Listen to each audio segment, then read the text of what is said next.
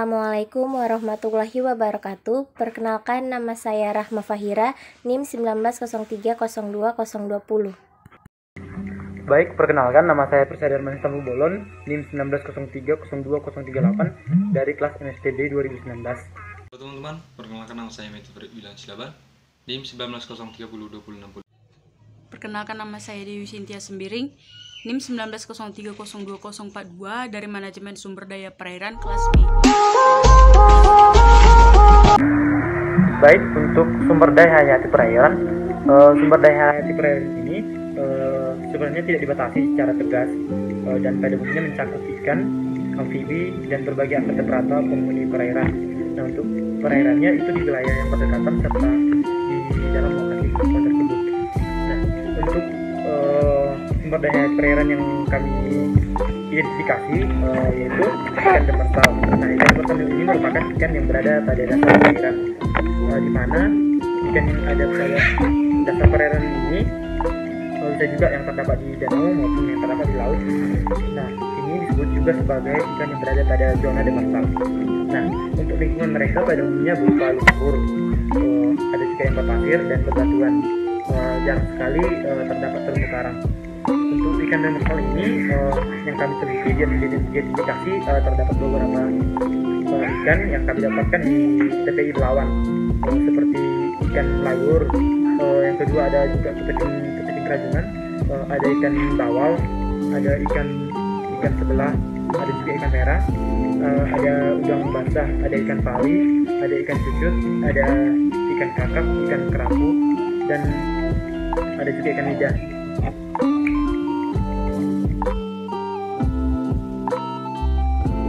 Baiklah, yang pertama ada ikan cucut, yang nama latinnya Rhizoprionodon acutus.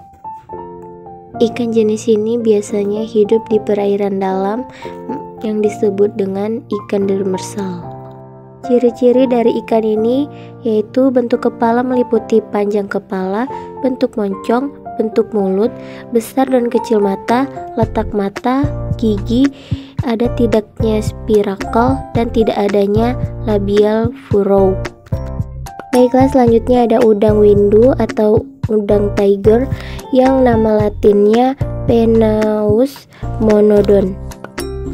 Ciri-ciri dari udang ini adalah dilindungi oleh kulit chitin yang tebal dan keras. Kulit chitin tersebut dinamakan carapace. Yang ketiga ada ikan lidah, nama latinnya Cynoglossus lingua. Ikan lidah termasuk jenis ikan demersal yang hidup di perairan pantai dengan kedalaman 75 meter dan hidup di dasar perairan. Yang keempat ada ikan pari, nama latinnya Dasciatis sp. Ikan ini disebut dengan ikan demersal karena habitat ikan pari biasanya berada di dasar perairan berlumpur, lumpur berpasir, tanah keras, bahkan dengan batu-batuan. Yang kelima ada ikan kakap putih, nama latinnya Lates calcarifer. Ikan ini disebut dengan ikan demersal karena menghuni dasar laut atau sungai. Biasanya ditemukan di perairan pesisir, muara sungai, laguna, dan sungai, baik di perairan yang bersih maupun keruh. Baiklah, yang keenam ada kepiting rajungan, nama latinnya itu Portunus pelagicus.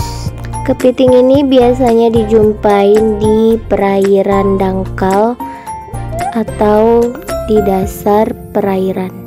Ciri-ciri dari kepiting ini yaitu mempunyai warna biru di bagian kakinya dan bintik-bintik di bagian kerapasnya. Selanjutnya ada ikan kerapu macan, nama latinnya Epinephelus fuscogutatus. Selanjutnya ada ikan layur, nama latinnya Trichiurus lepturus. Ikan ini dikenal dengan bentuknya yang panjang dan ramping. Ikan ini tersebar di perairan tropika maupun sedang. Dan selanjutnya ada ikan bawal, nama latinnya Parastromatus niger. Ikan ini disebut dengan ikan demersal karena hidupnya di dasar perairan. Ciri-ciri dari ikan bawal memiliki mata yang kecil seperti cincin.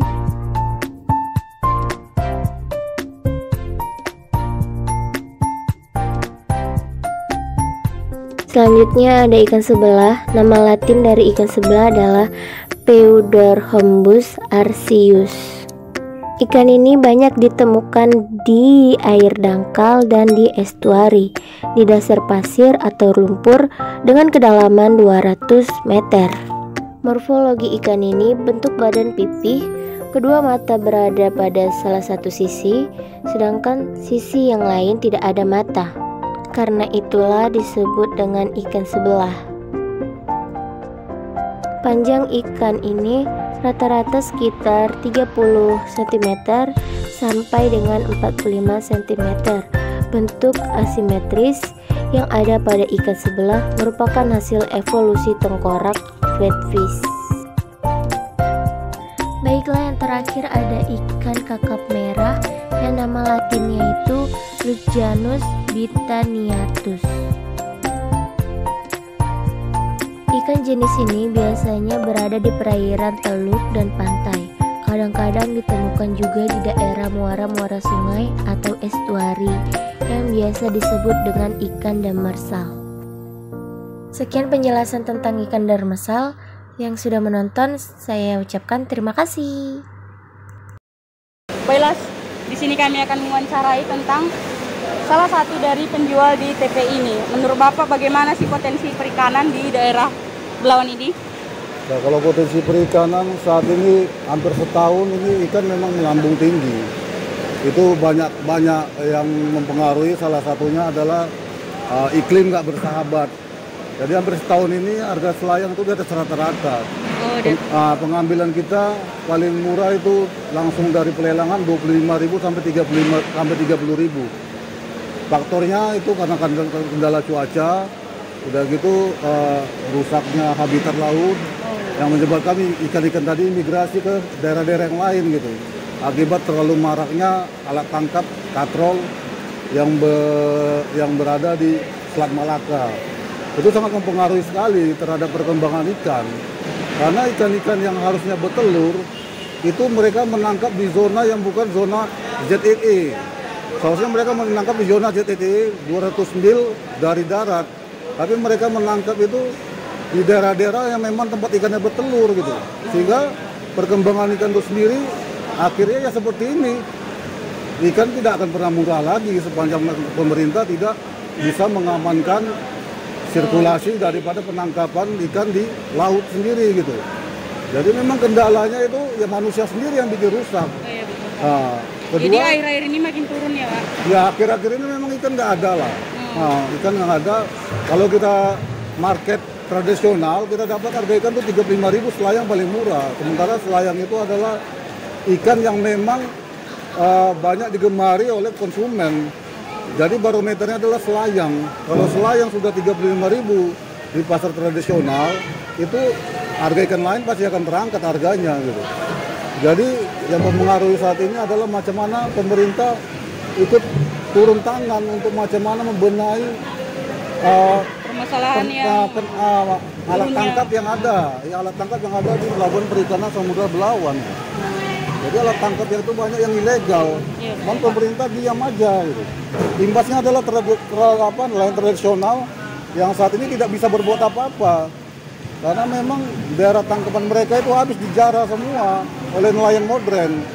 Nah ini yang ada di Pelabuhan Perikanan ini itu berbentuk perusahaan. Mereka punya alat tangkap yang memang kapasitasnya gross tonnya luar biasa besar. Sampai 200 gross ton. Itu tidak bisa kalau memang pemerintah nggak turun tangan untuk macam mana mengamankan zona-zona penangkapan ikan itu sendiri. Nah, jadi kalau memang sekarang ini harga ikan antara 25 sampai 30.000 per kilonya di hilir ya, itu kalau di hulu nanti gimana lagi itu? Kalau di atas nanti gimana lagi harga ikannya gitu? Sampai ratusan ya Pak? Nah, nggak sampai ratusan, tapi ya itu tadi kalau sekarang kita dapat harga ikan 35.000, mahal ya tahun depan mungkin lebih daripada itu gitu. Jadi nggak pernah harga ikan setahun ini seperti itu gitu. Ini udah 1 tahun dari awal bulan, apalagi ini di bulan 8 sudah alam sudah mulai berombak. Itu kendala besar bagi nelayan untuk bisa mengambil ikan. 8, 9, 10, 11, 12 itu adalah bulan-bulan di mana laut tidak bersahabat sama nelayan. Jadi seharusnya bulan 1 sampai bulan 6, bulan 7 itu ikan ada seharusnya. Tapi nggak tersedia lagi. Kenapa? Memang yang dicari ikan itu sudah nggak ada. Mereka udah imigrasi karena tempat-tempat mereka sudah habis dirusak oleh manusia. Kemudian selanjutnya Pak, pemanfaatan ikan ini kayak mana sih Pak? Pemanfaatan ikan ini ya kembali lagi. Masyarakat ya, Pak, ya? Macam mana mau dimanfaatkan kalau ikan seperti ini? Nggak ada. Alhasil apa? Masyarakat akan kurang gizi karena ikan nggak terbeli. Situasi ekonomi seperti ini, mana sanggup masyarakat membelikan harga 35.000 1 kilo. Hanya masyarakat yang mempunyai pendapatan yang memang ya bisa membeli itu, yang bisa makan ikan. Jadi nggak heran nanti manusia Indonesia ke depannya ya kalau untuk cerdas ya udah jauh lah kalau seperti ini. Karena ikan ini ya cukup memang menyumbang pertumbuhan otak dan protein yang besar Jadi bagi manusia. intinya ikan ini memang paling perlu ya kan Pak, apalagi kan laut dia kan proteinnya banyak ya kan Pak. Ya ikan laut itu memang harus wajib makan ikan. Daging ikan tuh wajib makan. Jadi kalau nanti manusia Indonesia hanya makan tahu tempe, memang itu gizinya ada, tapi beda-beda fungsinya. Lebih tinggi ikan laut ya kan Pak. Proteinnya sangat dibutuhkan bagi anak-anak itu untuk perkembangan otak. Omega 3-nya tinggi ini ikan ini. Jadi ikan ini ya untuk menyumbang macam mana manusia Indonesia ke depannya lebih cerdas. Kalau udah ikan kita payah kita makan gimana? Apa yang terjadi dengan generasi selanjutnya? Dan pemerintahnya sibuk mengurusi yang itu tadi. Infrastruktur yang di darat, yang di laut ini gimana ini? Iya betul. Ya, jangan urusin di darat aja. Infrastruktur itu ya makanlah itu. Mau makan apa dari sana? Ini yang mau dimakan ini sekarang kan gitu. Betul Pak. Jadi Pak kalau distribusi ikannya kembali lagi ke tadi ya Pak, makin kurang ya kan Ya Pak? distribusi ikan banyak pedagang yang bangkrut karena memang banyak kantong-kantong pasar tradisional itu nggak mampu menjual harga ikan seperti itu. Jadi untuk kalangan-kalangan pasar tradisional yang memang ekonominya yang bagus, yang bisa menjual ikan seperti ini. Kalau pasar tradisional yang masyarakatnya di bawah rata-rata, ya itu pedagangnya bangkrut otomatis. Karena nggak bisa jual deh. Mereka bisa beli, nggak bisa jual dengan harga seperti ini. Jadi dengan sendirinya ekonomi ini ya terpuruk ya karena ulah manusia itu sendiri tadi. Nah, jangan dipikir roda ekonomi itu hanya di darat aja. Di laut ini berapa banyak orang menggantungkan hidup di laut ini. Nelayan tradisional, pedagang, masyarakat yang membutuhkan ikan. Jangan hanya memikirkan di darat saja. Gimana perkembangan ini nanti selanjutnya? Karena memang ini masalah pangan. Kemudian kalau jenis ikannya Pak gimana ya? Apakah ada ikan yang makin lama makin tidak tertangkap lagi karena punahnya atau jenis-jenis ikannya atau semakin banyak? Untuk di hilir sendiri itu ada 15 jenis ikan yang udah punah akibat rusaknya habitat alam. Itu pabrik-pabrik di kawasan Medan Belawan itu membuang limbah langsung ke sungai. Yang ada itu hanya di sungai sekarang ikan-ikan sapu kaca yang bukan ikan Indonesia asli itu ikan dari mana itu? Nah, itu yang bisa bertahan di sungai. Kalau yang lain habis. Macam udang-udang beras, ikan-ikan kepala timah, udang-udang ikan teri, ikan lontok lobang, ikan apa itu udah punah semua. 15 jenis ikan yang ada di hulu ini udah punah. Akibat apa tadi?